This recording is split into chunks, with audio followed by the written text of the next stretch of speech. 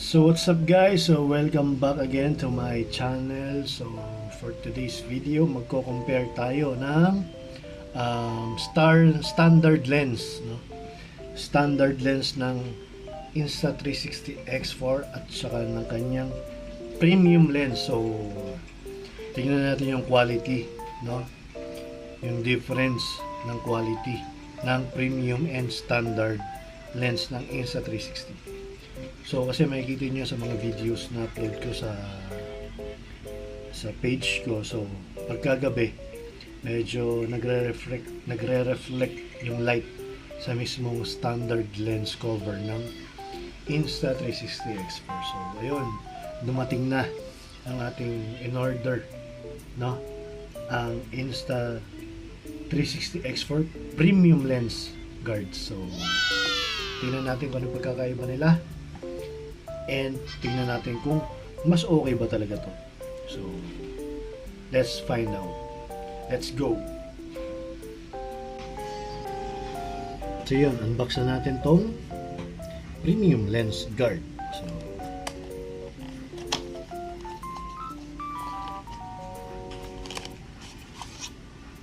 wow. Ayan siya. Nakabalot. Tsaka meron ulit siyang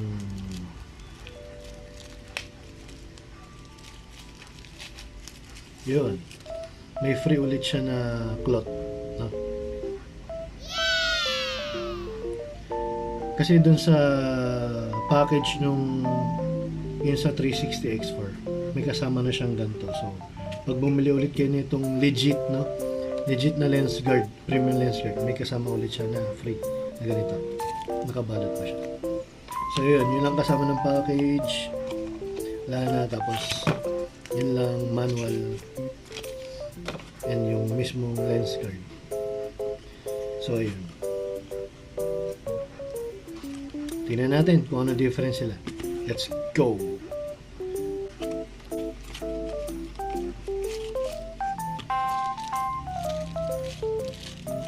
So ayun, selyado siya.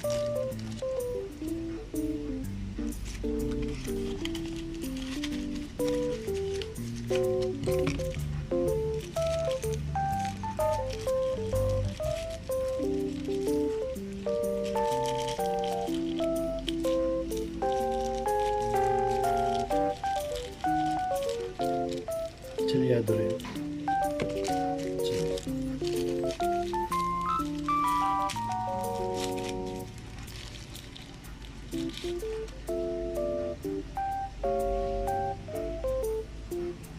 So ayan ang standard lens guard. So na-notice ko, no, mas maumbok siya. Mas maumbok tong premium compared dun sa standard. So pakita natin yung difference nila.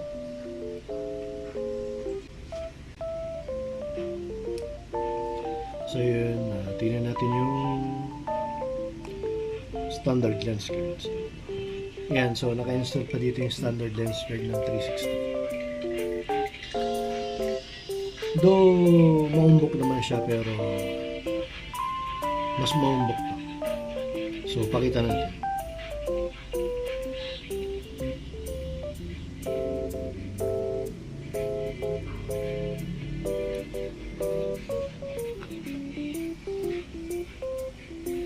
So ayan yung premium and ito yung standard. So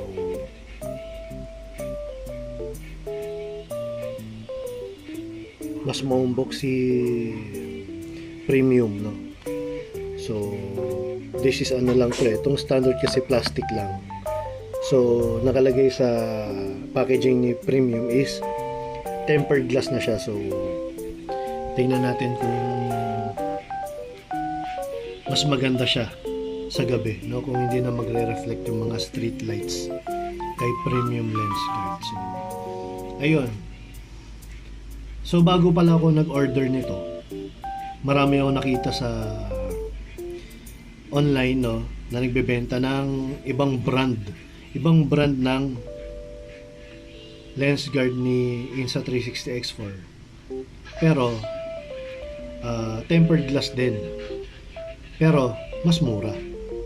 So, nakita ko sa mga review noon na maumbok na si premium lens, si tempered glass. So, sabi ko baka pagkaibang brand is maumbok. So, nag-decide ako na original na lang yung bilhin ko. So, ayun, it turns out na same lang din pala, no? Same lang din na maumbok. So, ayun. Nasa inyo guys kung mag-original kayo or ibang brand na mas mura, no? Na lens guard. Pares lang naman sila maumbok, pares lang tempered glass. So, tingin ko goods na rin naman yun. Sa mga review naman is goods naman. So, yung price difference is malaki. Yung ibang brand na tempered glass na premium kay Insta360 X4 na ibang brand is 900 lang. Yes, 900 pesos lang. Compare dito kay original, nasa 2,300 pesos to. 2,300 pesos to. So, sana worth it, no? Ayun, kung nagpa-plan kayo magpalit ng premium lens guard, so sa tingin ko okay din naman yung ibang brand. Mas cheaper pa.